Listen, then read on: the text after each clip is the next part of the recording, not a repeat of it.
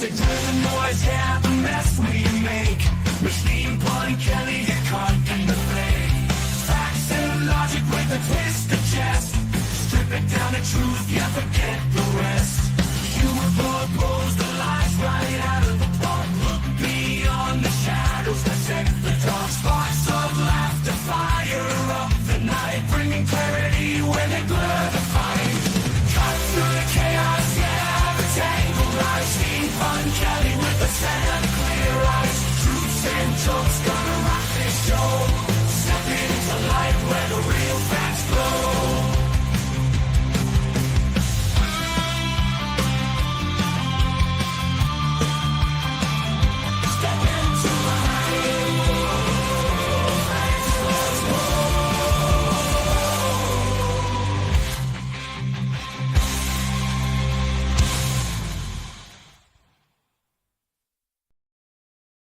Hello and welcome to another episode of the Punch Show.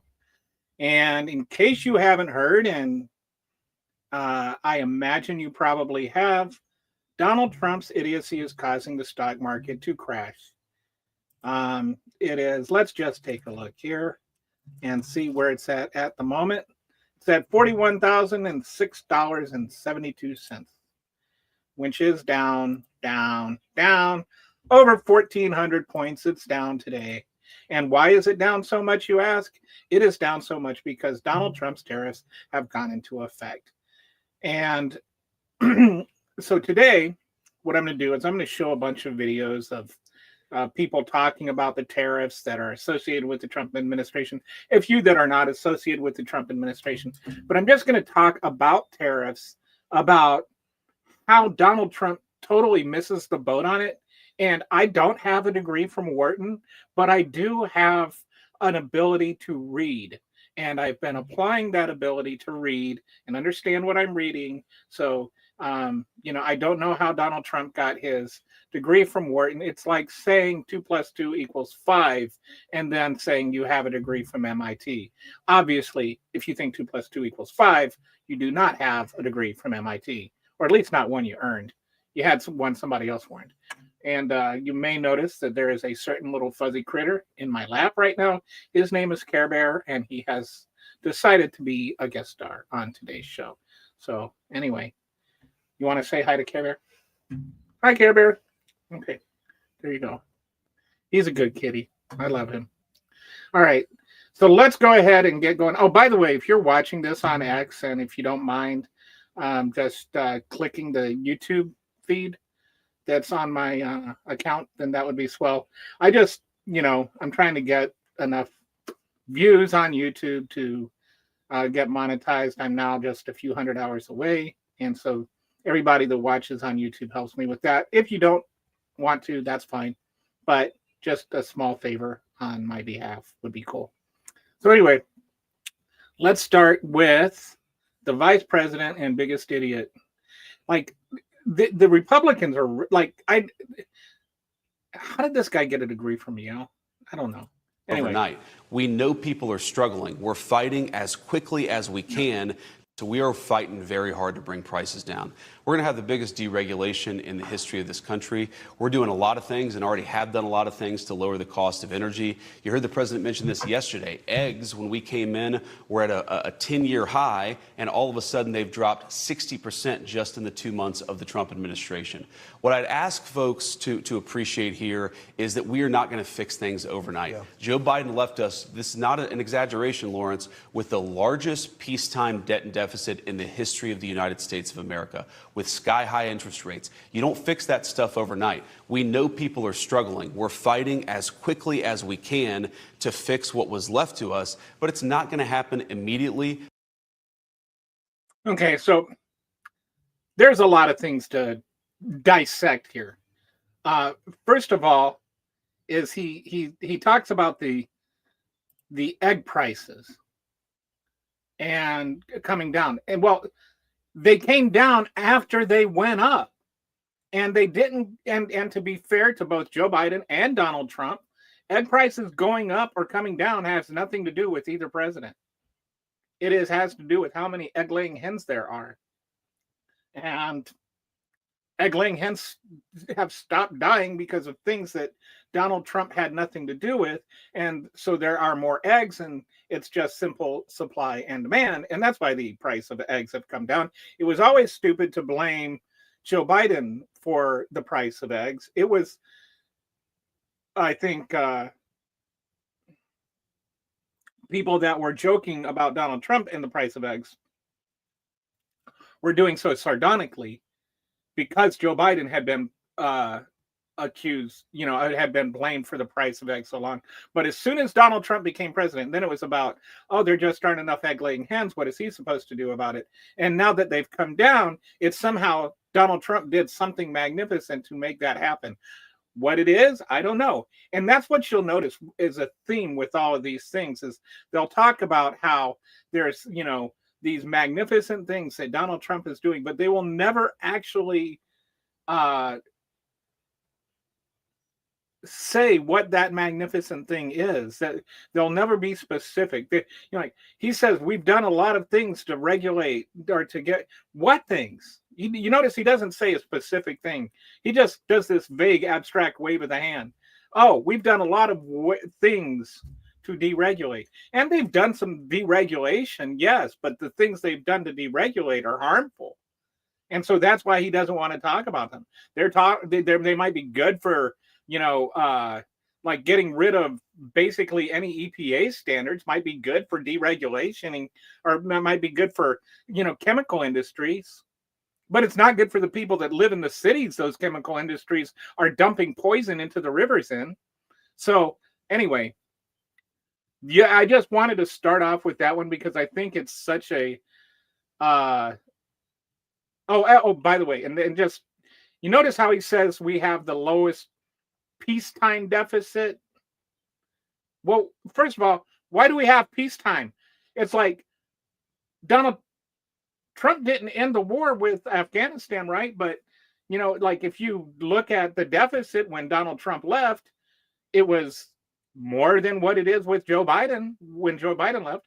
Who was the last peacetime president to leave office at peace? I think it would have been Bill Clinton. So yeah, 25 years ago, there was a there was a surplus now, which by the way was a Democrat. Than is now, right? And relative to the economy, I mean, and let's not forget also that the deficit that was incurred under Biden actually went down from what it was under Bush. And let's not forget that the deficit under Biden also had to deal with the Trump tax cuts, which now are going to be made permanent.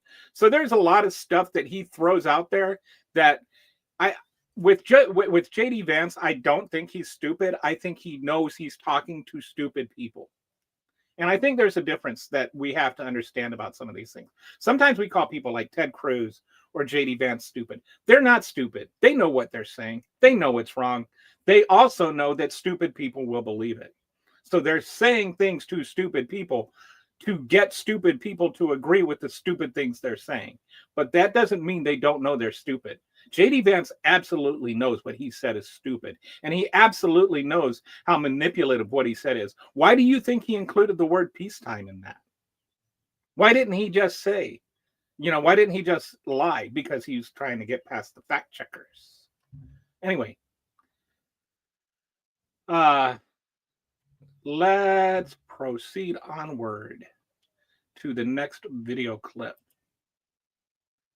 All right.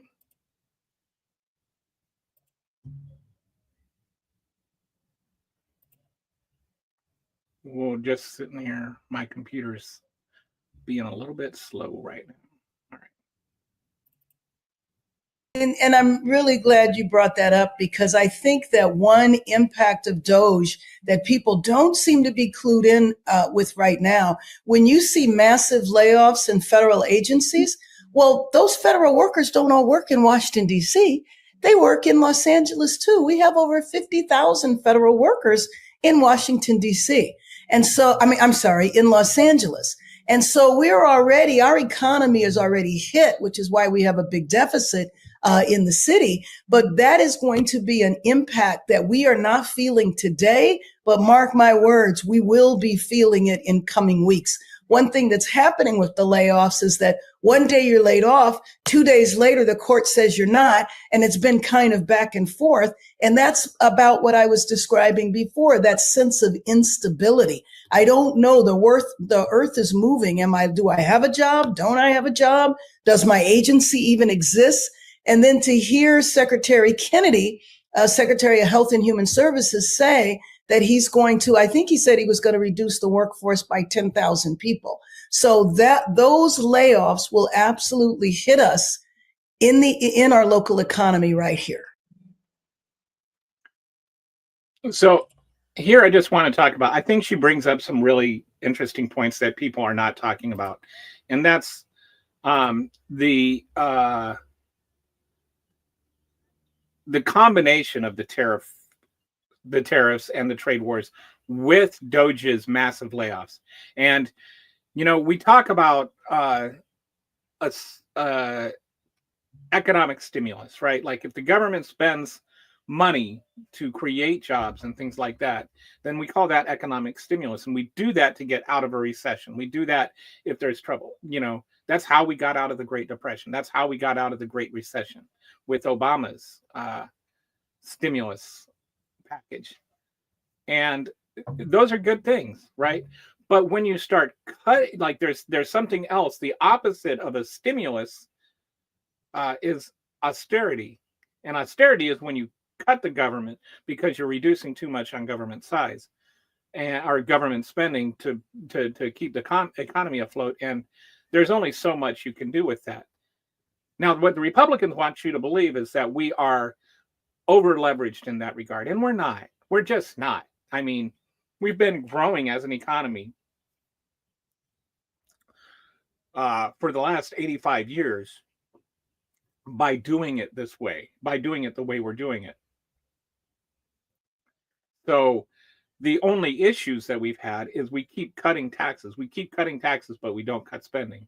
And I'm not saying we should cut spending. I'm saying we shouldn't cut taxes. Because what's ended up happening is we end up having people with more money keep getting more money and people with less money keep getting less money. And it's called the wealth gap. And we've got a growing wealth gap with every single cut in taxes. And the Republicans want to make it sound like the whole issue is that we are spending too much money. But no, the problem is that we're not raising enough money. Elon Musk has $500 billion. He is never going to spend $500 billion. We could tax him $100 billion and it would have zero effect on his actual living. So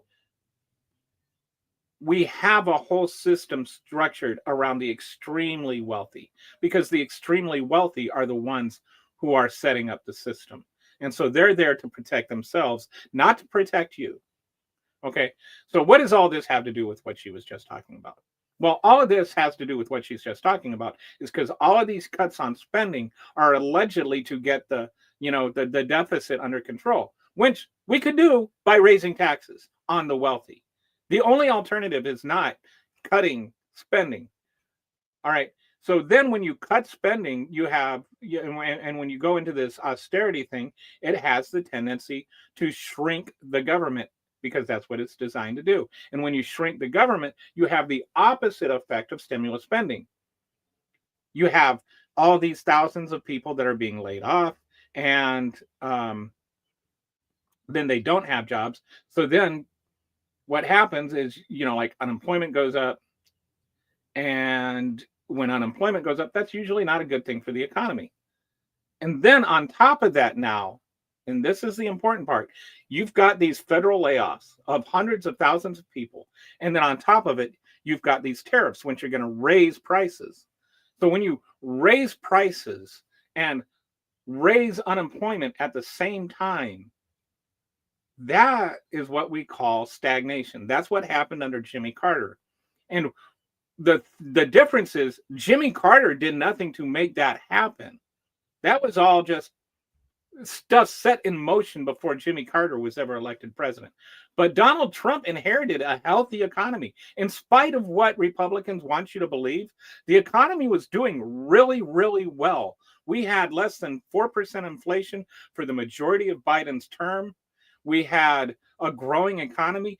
GDP increased nearly 50% under Joe Biden. Why don't people know this? I don't know. But GDP went through the roof under Biden. Unemployment was supposed to be, like, if you go back and you look at projections of the economy from 2020, optimistic projections of the economy was that there would be 6% unemployment by the year 2024. What do we have? We had 4% almost the entire presidency of Joe Biden. So actually, Joe Biden did a really, really magnificent job on the economy. And Donald Trump has done nothing but come in and try to destroy it immediately by increasing the by one, wrecking employment through federal agencies, two, by increasing tariffs, which, you know, tariffs are going to raise prices. There's not a legitimate argument against that. There's not a discussion about that. That is what tariffs do. Like, and it's not like there, you know, people are talking about tariffs like they just affect prices on imported things, which is dumb. And if you think about it, you would have to recognize it is dumb to think that.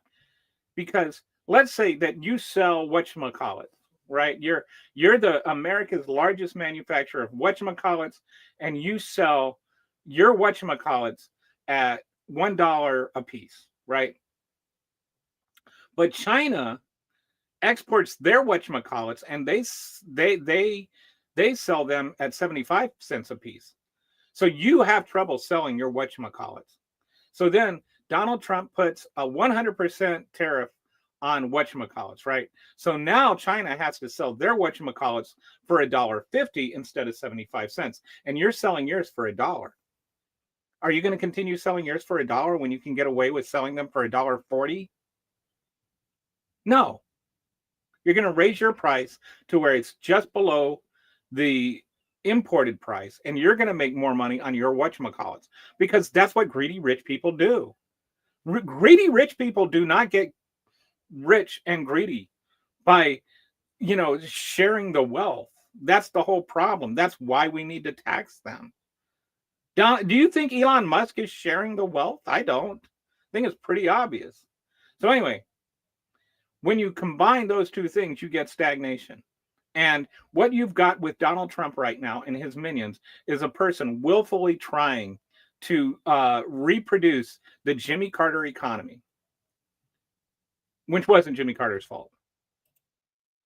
All right, so let's go to the next one.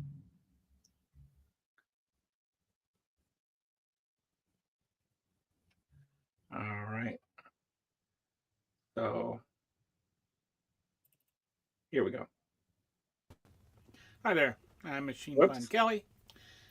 That is not the one I was looking for.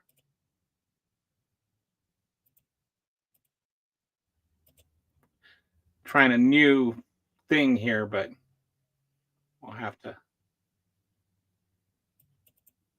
Effectively implementing tariffs while also. This won't be painful at all for American people and consumers, Caroline? It's going to be, there's not going to be any pain for American-owned companies and American workers because their jobs are going to come back home. And again, as for prices, President Trump is working on tax cuts to put more money back into the pockets of Americans. He is working on. Okay.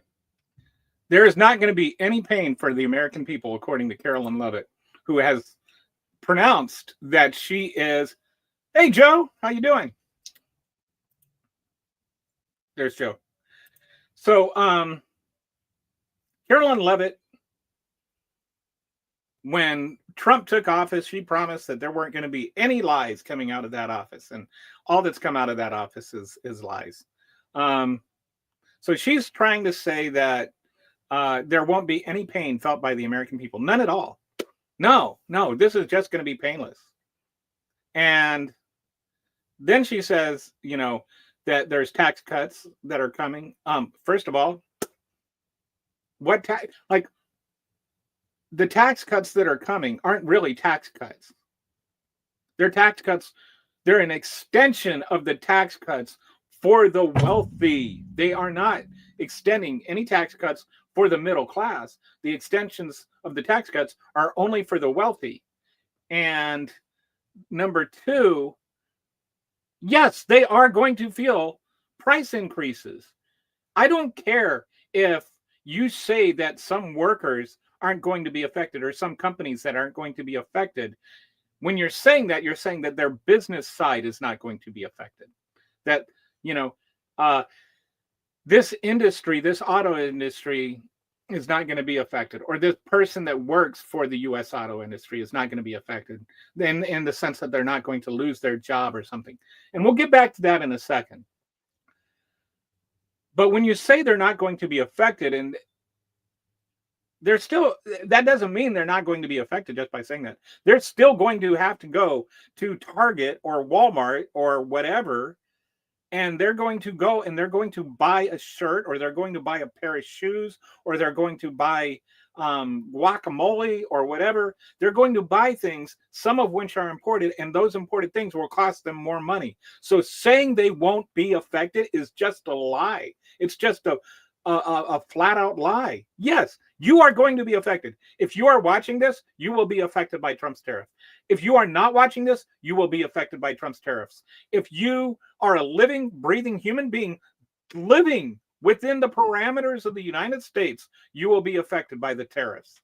I don't care who you are or what you do, unless there is one exception, unless you're a billionaire who doesn't care how much money you have to spend on food. But everybody else will. If you're not rich, you will be affected by Trump's tariffs. And if you are rich, you will be benefited by Trump's tariffs. But that's another story. But anyway, so much for not lying, right?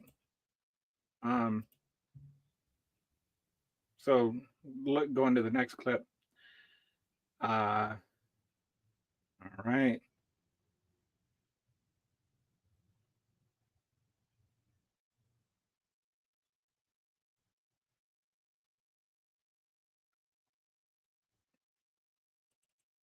You do the math, and I swear I've done this 100 times in my head. And once again, my whole life I've done this.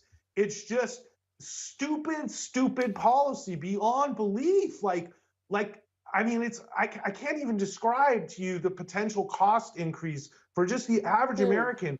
And that's really the problem with this all, just to extend tax cuts to the wealthy that they currently have today. He's actually proposing that I would get a tax cut, of all people, which I don't want, okay, to fund these tariffs that effectively will bankrupt the lower and middle class of America. So this is a startlingly high-risk scenario for this country that should not be taking this risk when we have a dominant position in the world. It's literally beyond belief. I'm sorry. I just can't believe this is happening. No, So this is I forget his name. Anyway, obviously he's not a Trump sycophant, and he's just kind of spouting the truth there. And I think he's talking about the auto industry and specifically, and he's like a car owner or a car dealer, a major car dealer. And he's wealthy, and he's saying, I don't even need the tax cut. I don't need this. What it's going to do is devastate the average guy. And I think the car dealership thing, the auto industry, is a good place to start with this, because it's so complicated. So let's say that you buy an Accord. Is an Accord an American car or a Japanese car? What if the Accord is built in America? Did you know that Honda's cars, some of them are more assembled or are more American made than Ford's, because the actual parts are made and assembled in the United States, whereas Ford, some of the parts are assembled are made outside of the country and then assembled in the United States. So how do you go about assessing tariffs on that?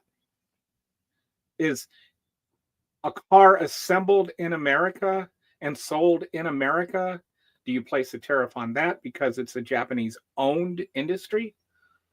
Or, you know, the cars that are made in America and that are assembled in America and are American owned, did they not get a tariff on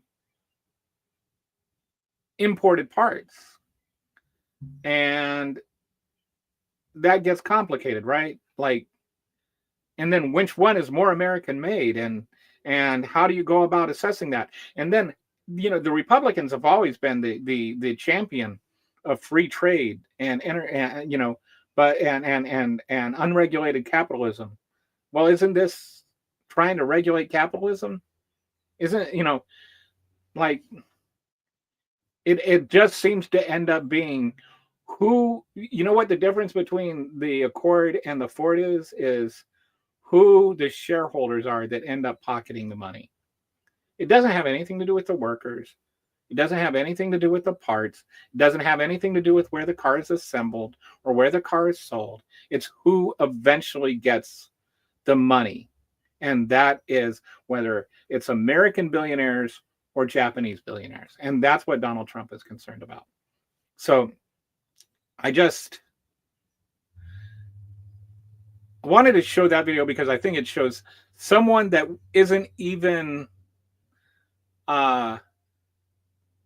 someone that's allegedly a beneficiary of these tariffs is saying, don't do this. I don't want this. This is going to really hurt Americans. Like, do you realize that now today, if you go and you buy a Honda Civic, it's going to cost you 25% more than if you bought one yesterday. And you can say, well, that's, you know, blah, blah, blah. Well, but what about the guy, the owner of the Honda Civic plant? What about the owner of the Honda Civic dealership? What about the people that sell cars for the Honda Civic dealership? You're talking about their jobs, their incomes, their livelihoods. So it's not like they, you know, like they work for, you know, Darth Vader or something. They just work for a car dealership and they just work where they could get a job. And it's like all of a sudden they're Donald Trump's personification of evil. All right, next clip.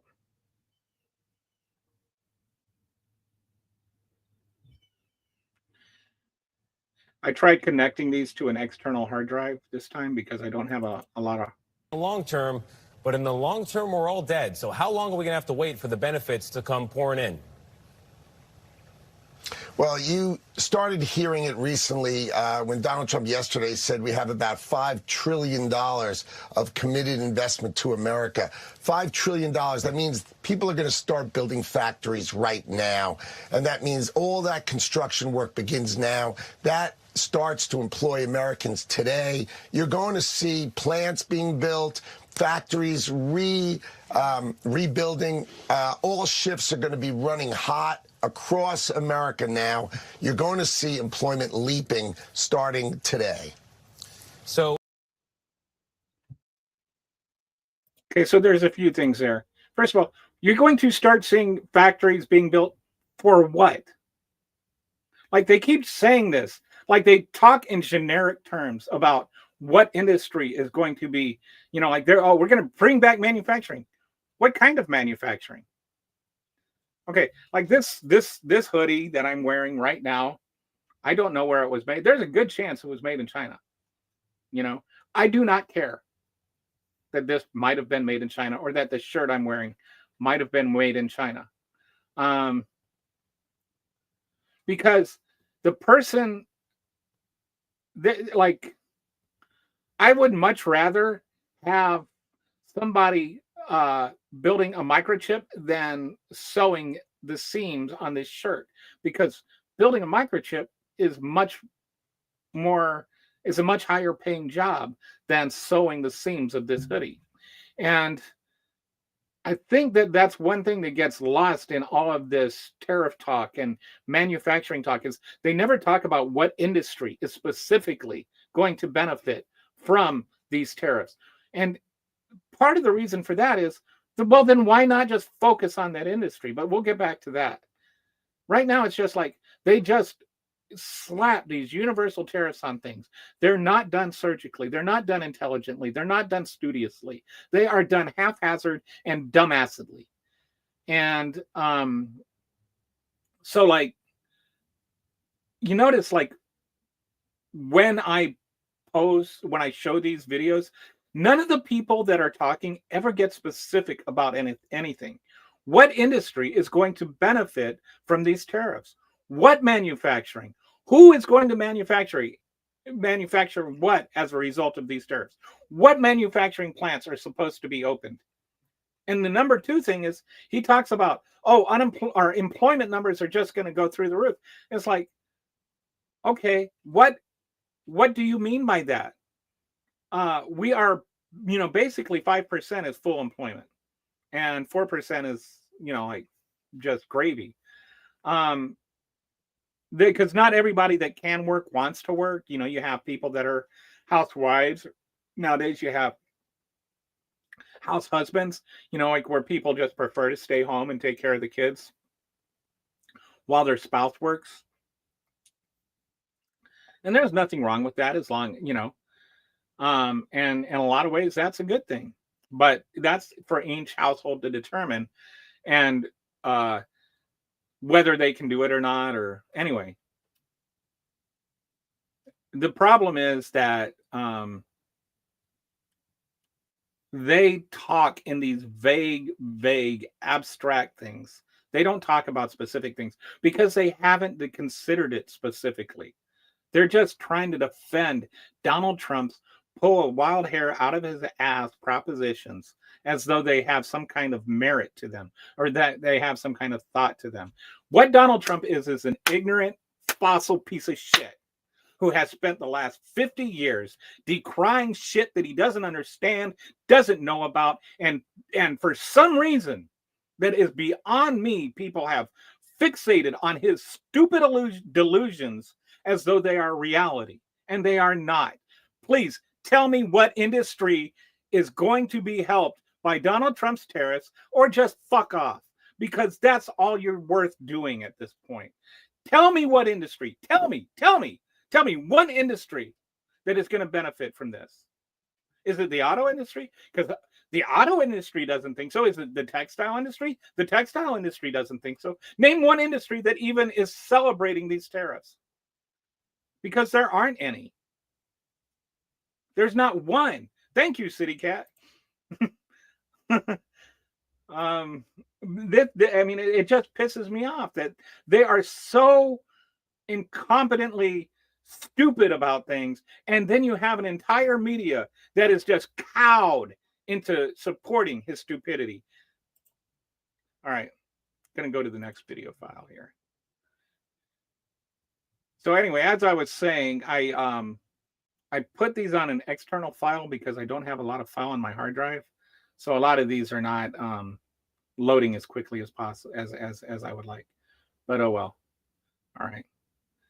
And I think I've kind of lost my place in terms of where I was at. Let's see if this one, if I show this. But likewise, an old-fashioned term that we use, groceries. I used it on the campaign. It's such an old-fashioned term, but a beautiful term, groceries. It sort of says a bag with different things in it. Groceries.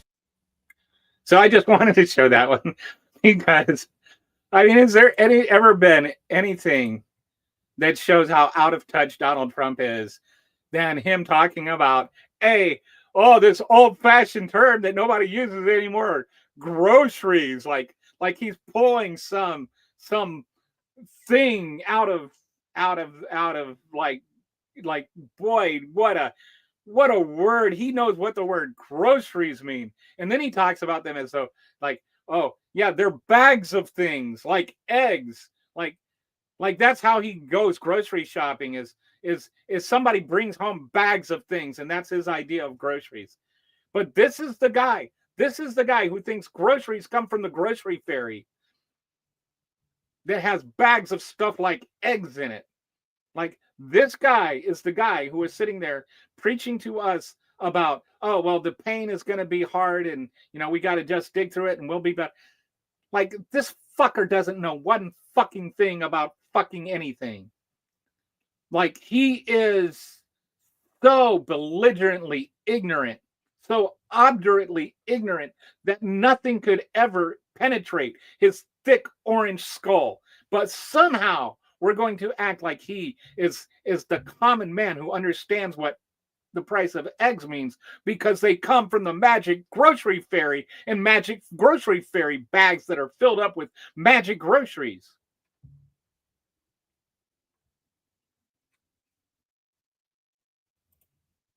Greg says, admin 47 abject stupidity is going to give me a stomach ulcer. Yeah, I think I don't. I think there's going to be a lot of ulcer industry going up in the next few years. Okay.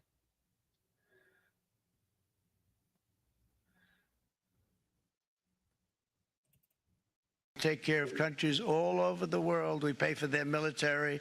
We pay for everything they have to pay. And then when you want to cut back a little bit, they get upset that you're not taking care of them any longer. But we have to take care of our people, and we're going to take care of our people first. And I'm sorry to say that.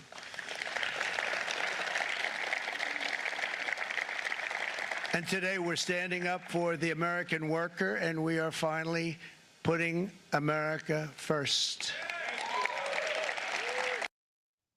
Okay, once again, where did he say anything? What did he say? We're putting America first? How are you putting America first? What does that mean? Like, like, we're putting the American worker first, and like, he says a bunch of shit that's just not true, that like, we're paying for other countries' militaries or whatever. Like, none of that's true, and nobody will ever fact check him on it. It's so made up, it's not even worth fact checking almost. Like, that's how dumb they are, and the people that they listen to him. But setting that aside, setting aside just his own stupidity, he's talking about nothing. Like, where's the substance? Like, how come nobody talks about this? He never talks of anything substantive. He never offers a specific thing. Have you noticed that? Like, he never says one thing that is specific. He'll and if he does say something specific, it's a lie that he made up off of the top of his head. Okay, what country is being unfair to us? How are they being unfair to us? And how are your tariffs going to rectify that situation? Like, he will not go into that because it doesn't exist. It's all just general aspersions to him. All right.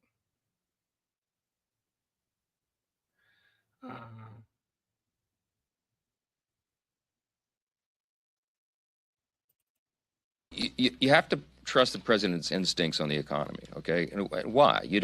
This isn't blind faith. Remember what he accomplished in the first administration. Before COVID, we had the greatest economy in the history of the world, not the U.S., the whole world. Okay, first thing first. Who's the jolly green giant in the background here? I just had to interrupt that. This guy is huge. What is he, like 6'10"? Anyway. Demographic was doing better because we cut taxes, we cut regulations, and we made a better economic environment for everybody to succeed. And he is going about that same plan to bring that about, and tariffs is a component of that. And we'll see how it all develops. All right. Can we stop with the myth that Donald Trump did something to create a magnificent economy? He did nothing. He did nothing. His single achievement as president of the United States during his first term on the economy was giving rich people tax breaks. That's it. You can say he gave middle-class people a tax break because technically they saved $50 a year or whatever. But really, and number two, he didn't really do anything to grow the economy. Nothing he did, not one single thing he did, was shown to have an actual effect in a positive way on the economy. In fact, if you go back and you look at it, his impact on the economy was negative in that it slowed growth. Yes, it still continued to slow before 2020. It continued to grow under him, but the growth slowed. He inherited Obama's economy and then he took credit. Who knew a racist could sit around and take credit for what a black guy did? Like, I mean, isn't that, I mean, like, that is our American history, right? Like, rich white people taking credit for the stuff, for the hard work the black guy did. But you got Mike Johnson up there, aptly named because he is, in fact, a Johnson, spouting nonsense, talking about, oh, well, we need to trust him. He was so good before. He was not good before. When he left office, we had the worst recession in 50 years, or since the Great Depression. We had the worst unemployment since the Great Depression.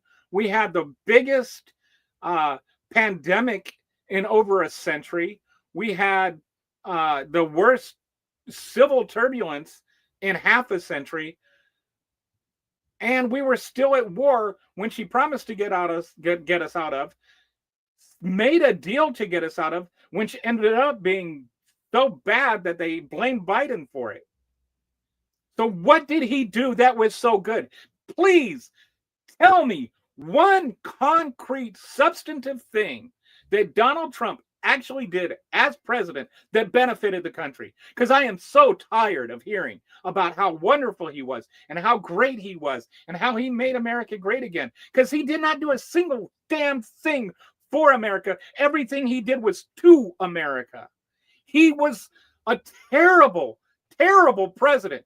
600,000 people died as a result of his presidency. So please don't tell me to just trust his expertise while he's doing the same thing again.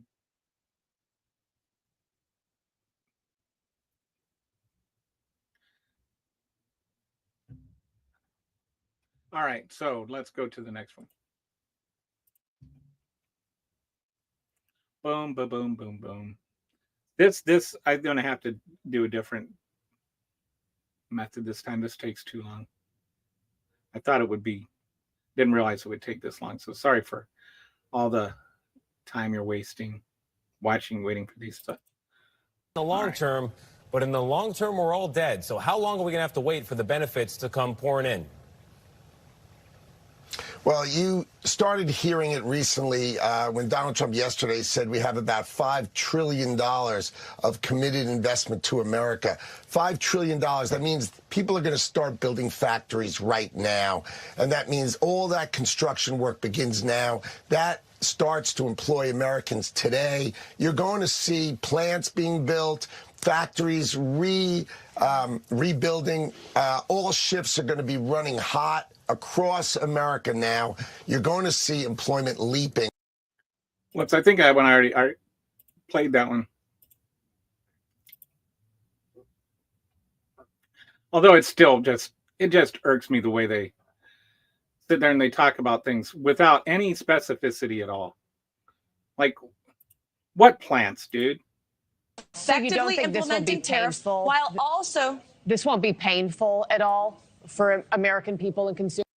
Yeah, I definitely need to do this better next time. I'm learning as I go. Sorry. Have I done this one yet? I'm gonna number these next time. I don't worry too much about tomorrow. I worry about the short, medium, and long term with these policies. So tomorrow's just, a little bit of an appetizer for what could be horrendously worse, because the U.S. markets are certainly not cheap by any standard, and we went from almost an ideal market environment over the last year or two to now complete and utter sort of destruction of the system of trade that we've had for a very long time that has benefited America greatly with lower prices. That's the whole reason this is set up the way it is. But I was just thinking about it, and I've studied this for over 30 years, and I want to try to, reassure people that things are going to be okay. But honestly, this is just a disaster of idiocy that I can't even tell you beyond proportions. I think that's a good way to put it, a disaster of idiocy. And I think that, like, this is not something that had to happen. And with Trump, he so doubles down on his own stupidity. Then I think what happens is he will say something stupid. He will just pull something out of the hat.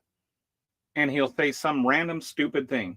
And then he'll get called on the random stupid thing. And because he's Donald Trump and he is incapable of admitting he's ever wrong about anything, he will then double down on his own stupid thing. And he will just, and every time you call him on it, the more he will dig in on his own stupid thing. So this all started because somebody had the audacity to point out to him that other countries don't pay tariffs. And they don't pay tariffs.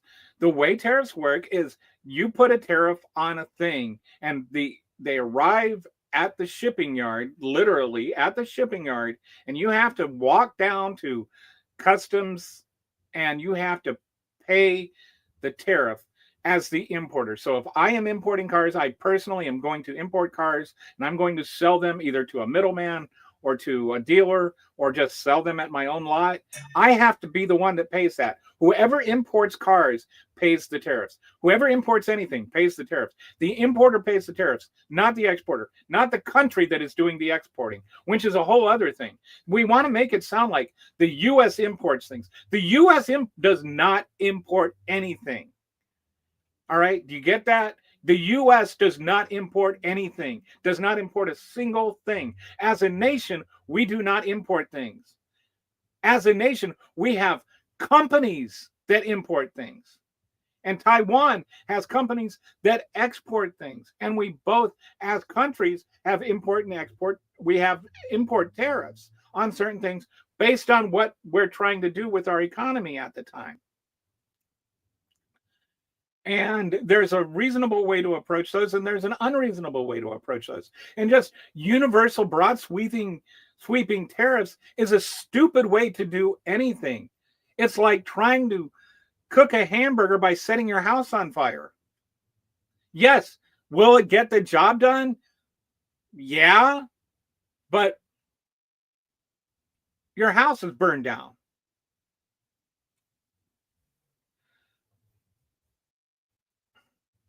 So, hey, Joe. Another Joe. We've got two Joes. Good day, y'all. Unless you work in the markets.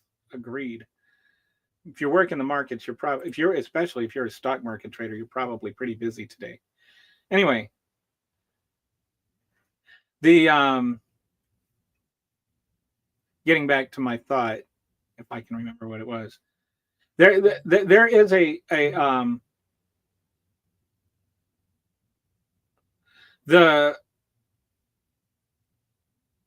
there is a reasonable use of tariffs. There is a reasonable use of tariffs, but we are not being reasonable about it. We are being unreasonable, and it's being damaging. And it's just like with fire, hey, fire saves lives, right? It keeps people from dying, from freezing to death. Because we can cook food, it can, reduce diseases and food poisoning and things like that, because we can cook our food until it's safe. Like, there's all kinds of good things that come from fire. But that doesn't mean setting your house on fire is a reasonable thing to do. And tariffs are a lot like that. There are ways to use tariffs reasonably, and there are ways to use tariffs unreasonably. And what we are doing right now is metaphorically setting our entire house on fire so that we can cook a hamburger. And we're running victory laps around that kind of stupidity. And you've got Fox News, and you've got the entire Trump administration sitting there celebrating the aggregate of stupid in how they are trying to treat tariffs. Metal comes from fire. Metal comes from grinders. Metal makes grinders and other fun building materials. Right. And all of those things, so the grinder that you buy, this is another thing that I keep hearing people saying. Well, then buy American. Okay, so you buy an American grinder, right? You want to buy a meat grinder. And so you go out and you buy an American-made meat grinder. But where was the iron for that grinder made? Do you know how hard it is to buy anything American, truly American anymore. And the second aspect of that is that not everything imported and exported is of equal value. You know, I would rather have a job making a computer chip than making iron, because a computer chip is a higher tech job. And so if we're exporting more money in iron, or if we're importing more money in iron and then we're exporting that out as meat grinders, then we're actually, you know, coming out ahead in that equation. Generally speaking, if you are importing things and then manufacturing those things that you import and then exporting those things, you're exporting them at a higher price than you're importing them. So it's a net thing. Then there's also like things like, okay, we import we have a trade deficit with Canada, right? But in terms of oil, that's the entire trade deficit. When you take oil out of the equation, then we actually export more money to Canada than we import from them. But are we talking about, you know, reducing imports of oil from Canada? No. We still complain that Biden set down the pipeline that would have allowed for that, more of that. So nothing to do with tariffs is simple. Everything is complicated. Everything is a complex math equation where you have all these variants that you have to take into account. And Donald Trump just sitting there saying a 25% tariff on Mexico, or a 25% on Canada, or a 10% tariff on this country, or 100%. These are just numbers that he pulled out of his ass. They are not real numbers. They're not reflective of any real thought process. And so it's not whether you're for tariffs or against tariffs. It's whether you're for thought or against thought. And all these people that are sitting there running behind Trump and acting like he is some sort of hero for starting a trade war with the entire world, which we are only destined to lose. And people will lose jobs. People will lose their health insurance. People will lose their lives because of this trade war. Mark my words. I am not joking. People will die because of this trade war. And people will not acknowledge that Trump had anything to do with it. They'll just sit there and, well, Canada has these draconian trade policies. Okay, what draconian trade? Where is Canada's trade policy with us wrong? And number two, who made the deal with Canada? I'll give you a hint. His name rhymes with taking a dump.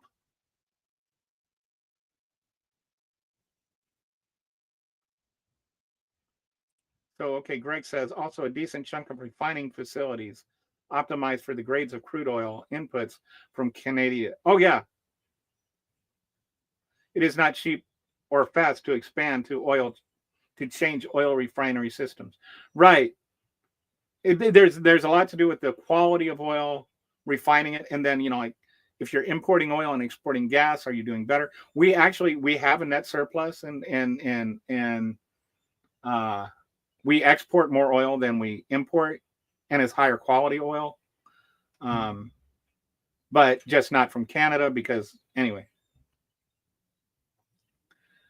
And yes, we have a trade deficit with Canada in dairy, but that's not a bad thing, you know, especially here. Like, so this is where I say things are connected. And people need to start thinking about how things are connected. Okay, so Canada, we do import a lot from Canada in terms of dairy, and we do actually, I think, Canada imposes a pretty high tariff on that. But on the other hand, over 50% of our dairy is milked by undocumented workers. Did you know that? It's like 54%. Of our dairy is milked by undocumented workers. So our dairy industry is going to take a huge hit because people are like, well, they have milking machines.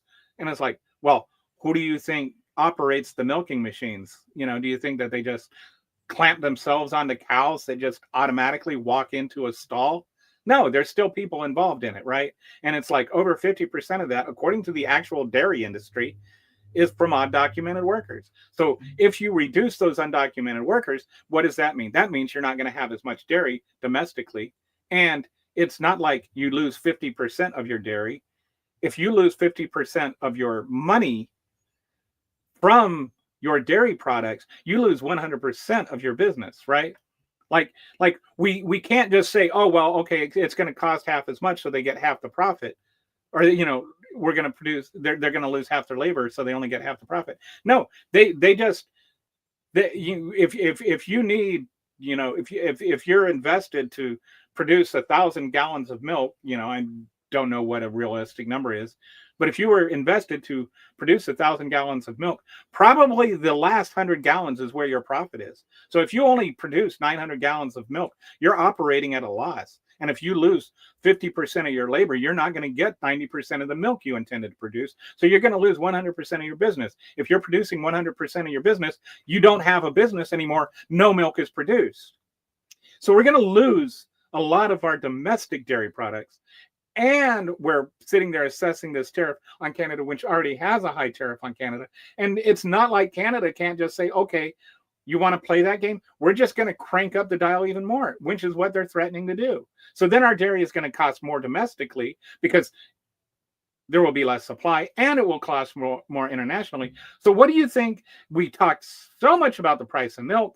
What do you think the price of milk is going to be if we slam these huge tariffs on Canada and we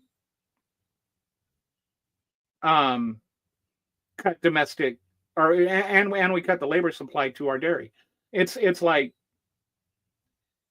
and I think another thing that just irks me about all this is why isn't anybody in the media talking about these things? Like, really, why isn't anybody in the media like actually really discussing about the how all of this ties together? Anyway, so Joe says, in order for those Canadian imposed tariffs to kick in, the U.S. producers will have to sell 200% of the quota. Simply put, nobody wants their milk. It's gross. And that's another thing that I think is a valid point. We allow, they're talking about deregulation and stuff, but we regulate less than most countries in the world. And because of that, like other countries don't want our beef because it's got crap in it. And other countries don't want our milk because it's got crap in it. We're allowed to put, to feed our cows and our I don't know what our grains and stuff, things that other countries aren't. And it's like, I was telling my wife one day, like we talk about grass-fed beef or whatever, that expression, you are what you eat. Well, even if you're eating a cow, you're eating what your food eats, right? So if your food is eating chemicals, those chemicals are in the cow. And so when you eat the cow, you're eating the same chemicals. So, I mean, it's like nobody in Europe wants to eat that crap because they want to eat food and not chemicals. That's why they're not eating our beef. It's not because our beef is beautiful, as one idiot said. And hormones. Yeah, so many hormones. So, oh, sorry. Joe said hormones and chemicals. And he's right, yes. Or is it a he or a she, Joe? I don't know. I guess it might be a she, Joe, because it's just J-O. But it could be a he, Joe. What's the... Can't really tell from the picture. Sorry. It's a she, Joe. Okay. Thank you, she. There we go. She. Smiley face. All right. So I got that one figured out. But thank you for watching, Joe. And the other Joe. But that's what's really kind of... We're at this... We're starting a trade war. We don't know why, other than Donald Trump had a wild hair that he needed to pluck. We don't know exactly how it's supposed to affect anything. We're just getting vague promises of manufacturing jobs. Manufacturing of what? And we don't have a media that is asking questions that are really, really important. And I think somehow the media has gotten lost in what its job is. Its job is to inform us, and it's not doing that anymore. The media just acts like nowadays its job is to present to us a narrative. Well, okay, I don't want a narrative. What I want to know is, how are these tariffs supposed to benefit us? How will we know if they're working or not? Because I do know for a fact that I'm going to pay more for stuff than I did before the tariffs went in. So what is my benefit? When will these jobs come? What jobs will they be? Why isn't anybody asking those questions? And Joe with no E says U.S. media is in a stranglehold right now. And and there's that too, which is the whole the way that Donald Trump is threatening everybody with litigation, and they're all cowing to him. But anyway, except I will say that Media Matters, or Midas Touch. I'm sorry, Midas Touch is they're really the kind of the outlier in this. They're the one that isn't afraid. But I'm not sure how much access they're going to be getting to Donald Trump in the near future, because word is he doesn't like them very much. So anyway, that's today's show. I promise that next time I will have a better approach to showing the video clips. I think that worked well, though, just like in terms of having the videos and then responding to those. So I think I'll stick with that kind of format, at least in the near future. All right. Thank you. I'll talk to you guys later.